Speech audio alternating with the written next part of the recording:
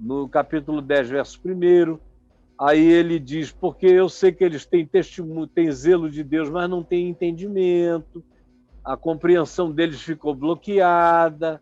Aí ele descreve isso tudo e chega naquele ponto em que ele diz, se com a tua boca tu confessares a Jesus como Senhor e no teu coração tu creres que Deus o ressuscitou de entre os mortos, tu serás salvo. Porque com o coração se crê para a justiça e com a boca se confessa a respeito da salvação. Porquanto a Escritura diz, todo aquele que nele crê não será confundido, pois não há distinção entre judeu e grego, uma vez que o mesmo é o Senhor de todos, rico para com todos os que o invocam. Porque todo que invocar o nome do Senhor será salvo. Como, porém, invocarão aquele em quem não creram? Ele está colocando essa pergunta porque tem uma quantidade enorme de pessoas que estavam já dizendo, bom, já que os gentios que nunca ouviram falar serão justificados pela graça de Deus, para que pregar então? Que é a pergunta do nosso amigo, no fundo do coração dele. E como crerão naquele de quem nada ouviram? E como ouvirão se não há quem pregue? E como pregarão se não forem enviados? Como está escrito, conformosos são os pés dos que anunciam boas novas. Mas também está escrito, nem todos obedeceram ao Evangelho. Pois Isaías diz, Senhor, quem creu em nossa pregação? E assim a fé vem pela pregação, e a pregação pela palavra de Cristo. Mas, pergunto, porventura não ouviram? Porventura não ouviram? Lê agora aqui embaixo. Porventura não ouviram? Qual é a resposta de Paulo? A resposta de Paulo parece ser uma contradição. Como crerão se não ouvirem isso, isso e aquilo? Mas Paulo diz, mas será que não ouviram? E ele diz, sim, por certo ouviram. Por quê? Aí ele cita o Salmo 8, meu amigo, que é aquele salmo que diz, desculpa, o Salmo 19, que diz, os céus proclamam a glória de Deus, o firmamento anuncia a obra das suas mãos. Um dia fala de sabedoria a outro dia, uma noite anuncia conhecimento a outra noite. Não há linguagem, não há palavra, pregação, não se ouve nenhum som de voz humana em nenhum lugar. No entanto, por toda a terra se faz ouvir a sua voz e as suas palavras até aos confins do mundo. O que ele está dizendo é que aquele pessoal lá de Romanos 2, que nunca ouviu pregação de homem nenhum, eles ouvem a palavra de Deus. Ninguém tem desculpa. Pode não ter pregador nenhum, indo a lugar nenhum, chegando a lugar nenhum, mas tem um evangelho eterno sendo pregado todos os dias, todas as noites. Deus fala na consciência de cada um, fala de diversos modos, perturba, o acalma, fala em sonhos, fala na voz silenciosa, indiscernível da consciência no coração, fala através do espetáculo da natureza, dos céus estrelados, como disse Emmanuel Kant, que uma das coisas que mais o chocavam, uma das pregações que mais o esmagavam, era olhar para cima na escuridão e ser achatado por um céu estrelado. Deus fala, nunca deixou de falar, fala a todos os homens. Agora, aqueles que tiveram o privilégio da informação, esses, como vocês aqui, serão demandados do que ouviram.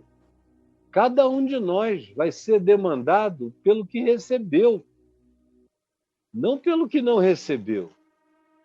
É um princípio da Escritura. Eu, por exemplo, tenho muito mais peso sobre mim do que a maioria dos homens que eu conheço no planeta Terra, que não sabem a metade do que eu sei sobre o Evangelho e sobre a vida. O peso que está sobre mim é enorme. Por isso eu não posso brincar com o que eu sei. Agora, quem não soube nada?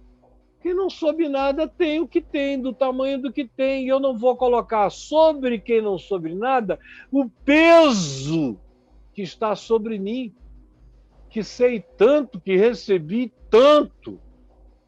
Então, eu que recebi tanto, devo ajudar a fazer o Evangelho ser proclamado e devo eu mesmo proclamá-lo.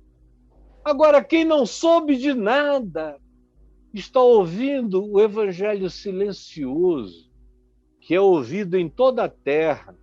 Vocês acham que aquele 1 bilhão e 400 milhões de chineses não estão ouvindo o Evangelho? Só porque não tem crente pregando lá? Eu vos garanto, em nome de Jesus, que estão sim. Que aquele 1 milhão e 200 milhões de indianos não estão ouvindo o Evangelho de noite, de dia, nas infinitas relações deles, até mesmo nos seus livros de sabedoria, de instrução. Todo mundo está ouvindo a oportunidade de tratar melhor o próximo, de se tratar melhor, de tratar melhor da criação, da natureza, da vida, dos rios, das fontes das águas, das criaturas, desse evangelho eterno, como diz o Apocalipse, que tem que ser pregado, que é o evangelho da preservação de tudo que existe. Isso é uma boa nova universal, que está aqui na Escritura, e todo homem entende isso. Sim, Paulo diz, ouviram, pois está escrito, por toda a terra se fez ouvir a sua voz, se faz ouvir.